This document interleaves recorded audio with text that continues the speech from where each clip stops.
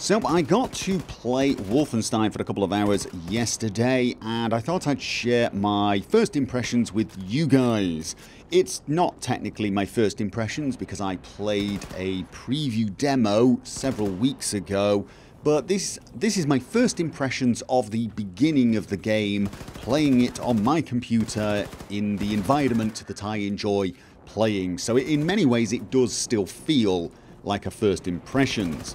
Now, for total transparency, I will tell you I did receive a review copy of this game, so bear in mind I got it for free. I actually enjoyed playing at home more than I enjoyed playing in the demo place, in this strange dark room on a system I didn't know, unable to change certain settings, having to use a mouse that I didn't really know totally well. I mean, you ask any PC gamer, they will tell you if they have to play with somebody else's mouse in someone else's chair, they're never quite as comfortable. So honestly, I have to say for this sort of game, playing it at home is probably the best way for me to experience it, and it felt very familiar very, very quickly. If you've played the New Order, if you played the last Wolfenstein game, you're going to find everything in this game feels really familiar. Well, I say everything. I will cover some things that felt a little different towards the end, but we'll be heading into spoiler territory.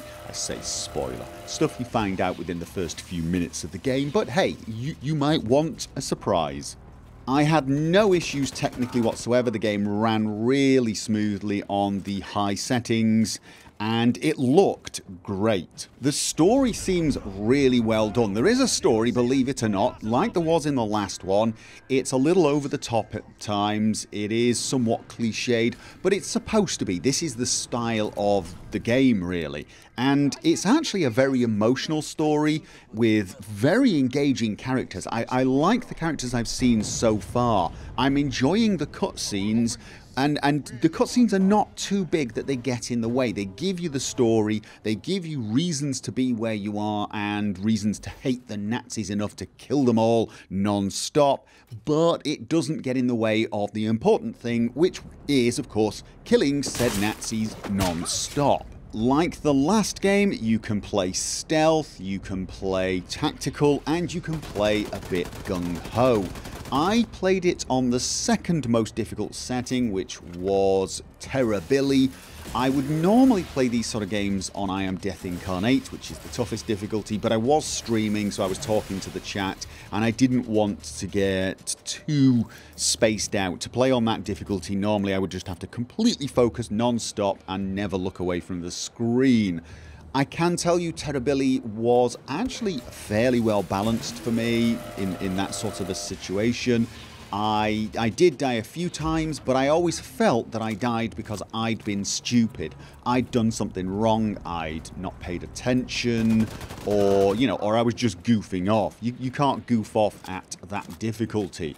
Generally speaking though, as long as I focused, as long as I played relatively seriously, I could survive and do reasonably well. So the game feels well balanced even at the tough difficulties. I can't tell you what Death Incarnate is like until I finally try it, but obviously I'm sure it will be tougher. The gunplay is pretty awesome, but I didn't get to try many weapons. I've only got a few weapons because I'm at the start of the game, so I can't give you a full rundown on how all of the weapons feel, but I did try some of the heavy weapons. They're a lot of fun. I love the effects when you melt doors with the laser cannon, and dual wielding really is a lot of fun now. As I mentioned in my preview video, you can dual wield different weapons now, but it's more than just that. I felt that the game responded to me having two weapons really well. I don't know if it did it in the last game, but if you're crawling around spaces or getting close to walls, your hands react to it and you will pull one of your weapons away and leave the other one out, and it feels really well done. Somehow it makes me feel like I am actually carrying two weapons. It's I can't explain it very well. If you look at the footage, you'll see what I mean. There is a feeling that you are really... I guess what I'm saying is somehow they've made dual-wielding 2 assault rifles immersive. But overall, a couple of hours of sheer entertaining fun and mayhem. I'm going to play this entire game. I will do a proper review once I'm finished. But the game is getting pretty good reviews, and if you're the sort of person who liked the first one, you're probably going to like this one. All I can tell you for sure is I am enjoying it. Now, I do want to talk about something that did, well, completely and utterly crack me up. Something that occurs right at the start of the game, so it's not major spoiler territory, but if you like total shocks, if you like to be totally surprised, turn off now and just know that whilst this is not a review and I cannot tell you that you should go out and buy this game yet, I'm actually enjoying it so far. If you're still here, you're about to get some very, very minor spoiler for the beginning of the game, okay? You start the game in a wheelchair, which is ridiculous. Yes, you are actually rolling around a submarine with one hand holding a submachine gun and the other hand wheeling your wheelchair along, and you are fighting Nazis. And it's hilarious. It's really weird. It feels kind of difficult to control at first, and that's the point where I died the most. Probably in the first few minutes I died several times until I got the hang of FPS in a wheelchair. It was strange, but after a while I actually got pretty competent at it and found it to be strangely enjoyable. The idea of rolling around a submarine in a wheelchair, killing Nazis, just cracked me up. It really did, and it was a ton of fun. I'm not sure that's going to occur much in the game in general. I doubt you'll spend much time in a wheelchair, but the time I did spend in the wheelchair was strangely satisfying.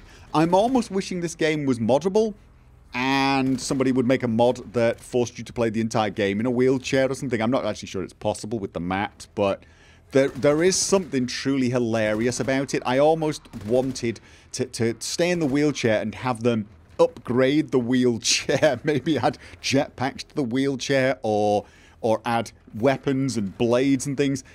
Whole new game potential here. Somebody needs to make a first-person shooter where the main protagonist is wheelchair bound and he plays the entire game in a wheelchair. It's got potential, it's completely stupid, and I would play it.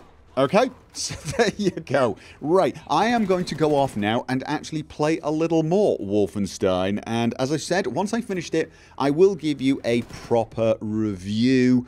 If you didn't see my review for the last Wolfenstein game, I'll leave a link down below. I thoroughly enjoyed that game. It is, for all intents and purposes, old school. It's a single-player FPS game, and it just goes back to its roots of focusing on the action. It's got some story, it's enjoyable, and the characters are great, but at its heart, it is a single-person shooter game, and you spend most of it shooting stuff.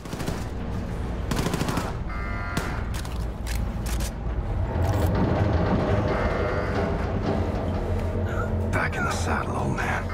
Ignore the pain. Find a way to reverse the belt and get up to the sail platform elevator.